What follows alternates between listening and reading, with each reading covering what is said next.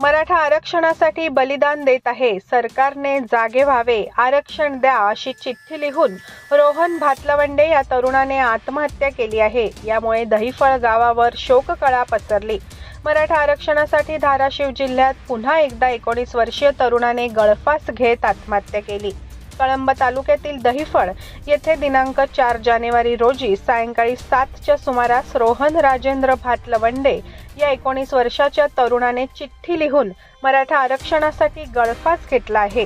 शेतावरील बांधावर असलेल्या चिंचेच्या झाडाला गळफास घेऊन याने आत्महत्या केली.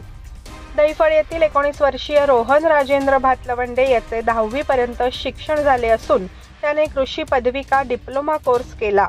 नोकरीच्या शोधात फिरला, परंतु त्याला कुठेही नोकरीची संधी मिळाली नाही. अखेर रोहन याने दहिफळ गावात दूध डेअरीचा व्यवसाय सुरू केला. दुधाचा व्यवसाय चालवत असताना स्वतःच्या 3 गायी सांभाळत होता. दुधाचा दर कमी जास्तही होत होता.